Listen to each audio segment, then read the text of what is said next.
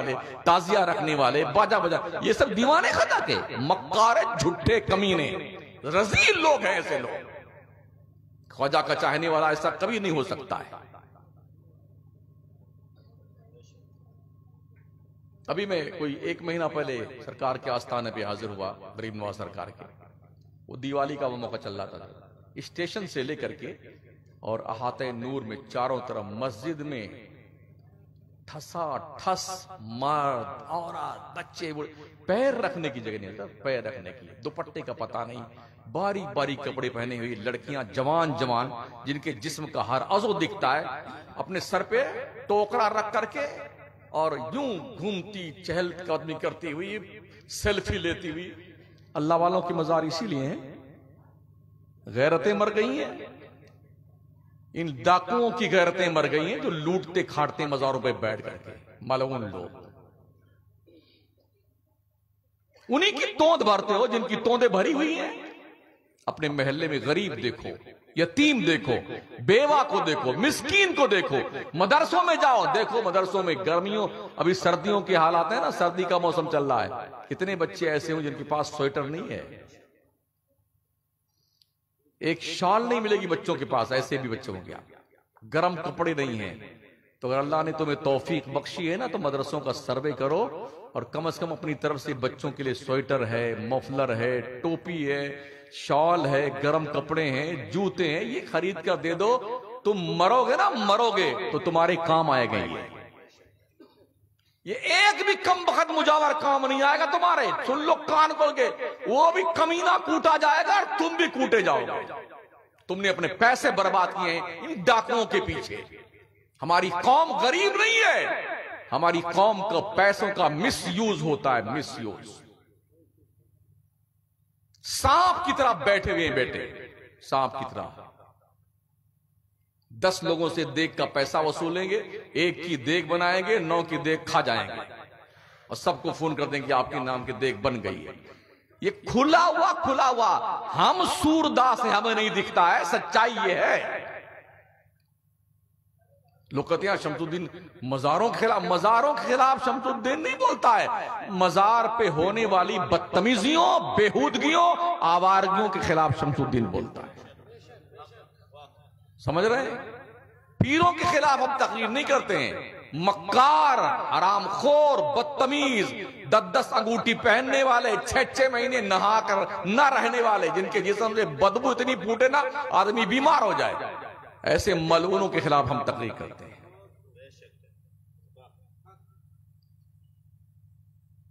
कितनी हैरत है साथी।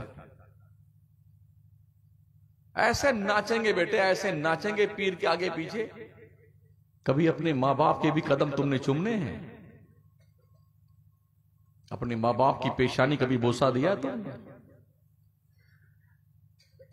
जिनका हुक्म कुरान और हदीस में मनसूस मिनल्लाह, मनसूस मिनर रसूल, वइम्मा यबलुगन इंदकल किबरा अहदुहुमा औ किलाहुमा फला तकुल लहुमा उफ वला तनहरुमा वकुल लहुमा कौलन करीमा। ये अल्लाह का हुक्म है मां बाप के लिए। अभी हाँ, मैं परसों था वहां पुंछ में, वहां पीरों को हजरत बाजी कहा जाता है। बाजी हमारे यूपी में बाजी किसको कहा जाता है? आपा को बाजी कहा जाता है, बहन को। तो पुंछ के इलाके में, राजौरी के इलाके में पीरों को बाजी कहा जाता है।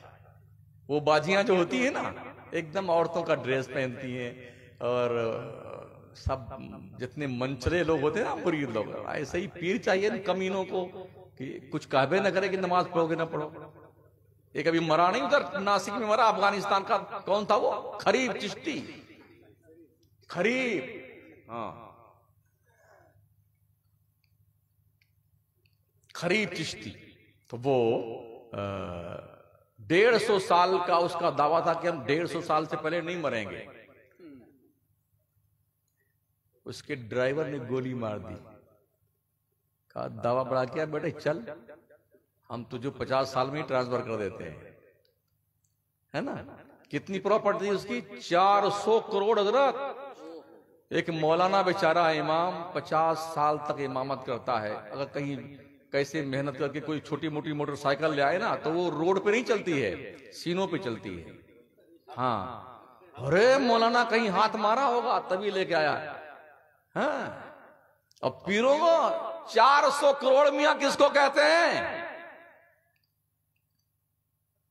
इमाम को तनख्वाह देंगे 6,000, 8,000, 10,000। पहले जो मौलाना थे सर, वो 8 ही लेते थे, हम तो आपको 10 दे। बड़ा बड़ा एहसान करने बैठे।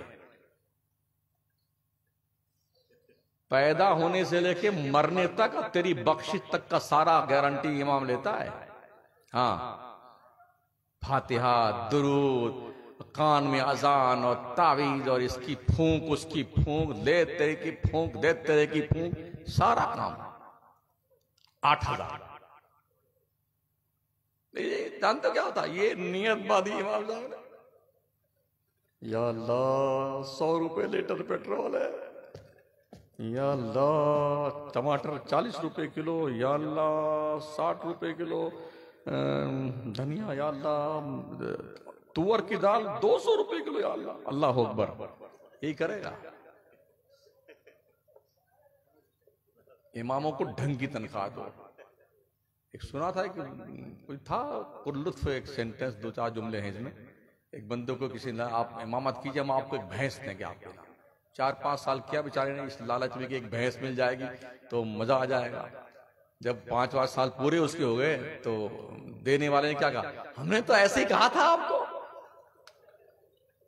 तो जानते उसने कहा, बेटे जैसे तूने कहा था ना कि ऐसे ही, तो हमने भी 5 साल बगैर वजू के पढ़ाए हैं।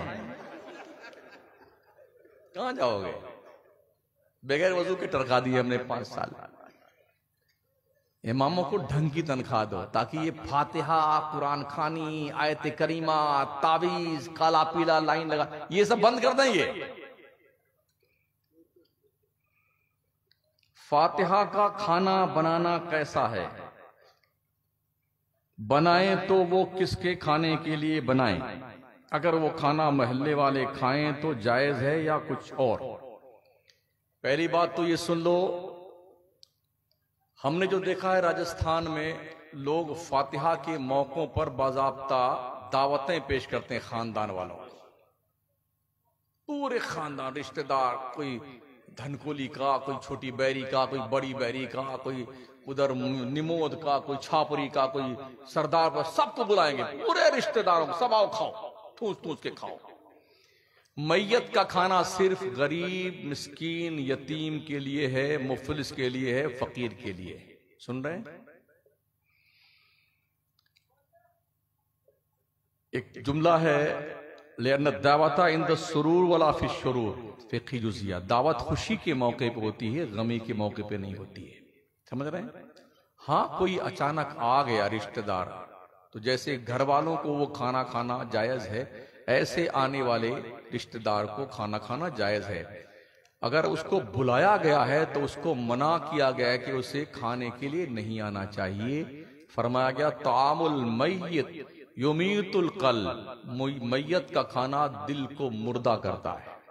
जो लोग इस इंतजार में रहते हैं कि फलाना मरे तो मौत। अच्छा कमाल हजरत, अगर कोई 80-80 साल का बुढ़ा मर जाए ना, 90 साल का, तो मेरे थाली बजा बजा के खाते हैं। क्यों? बोले हम भी 80 साल जिंदा रहेंगे। तेरे बाप का ठेका है वहां से 80 साल जिंदा रहेगा? खाना खा के 80 साल जिंदा है, उसकी उम्र 80 साल की, तो हमारे भी 80 रहेगी। हर शख्स रिटर्न टिकट लेके आया हुआ मियां, कन्फर्म टिकट है, बस डेट आने की देरी है। जैसे तारीख आई ना वैसे सफर करना है। तो जो लोग महल्ले वालों के लिए खाना बनाते हैं, बुलाते हैं, खिलाते हैं, खुदा के लिए बंद कर दो यार। यही मैं समझा रहा हूं, ये जो खाने बना के ठुसवाते हो ना लोगों को, जिसकी तोंद पहले से टंकी भरी हुई है बढ़िया बढ़िया खाना खा करके, अब तुमने अपने मरे हुए बाप के खाना बनाए हैं और उसको खिलाया जिसकी तोंद भरी हुई, वो कभी दुआ देगा तेरे बाप को? किसी भूखे को खिलाओ, किसी गरीब को खिलाओ, किसी फकीर को खिलाओ। समझ रहे हो? और क्या जरूरत पेश आती है यार? इस्लाम ने बड़े ऑप्शन दिए हैं। किसी मस्जिद में पंखा लगा दो अपने मरहूम के नाम, कुरान शरीफ रख दो, हदीस शरीफ किताब रख दो, मदरसे में कमरा बना दो, पंखा लगा दो, फ्रिज लगा दो, मस्जिद में फ्रिज लगा दो। सदकाते नाफिला है ये, समझ रहे हैं? और इन पैसों से किसी बेवा यतीम की मदद कर दो, किसी बच्ची की शादी गरीब की नहीं हो रही, उस शादी में आप मदद कर दें। यह तरीका है आपके लिए। मदरसों में गरीब बच्चों को आप अपने मरहूम बाप की तरफ से जो है वो कपड़ा खरीद के दे दीजिए, दावत वहां कर दीजिए, लेकिन नहीं, जब तक खानदान ना आए तब तक। और हैरत इस बात पर राजस्थान में हमने देखा कि इसी मौके पे बेटी और दामाद को बाज़ाब्ता जोड़ा सुबह आता है।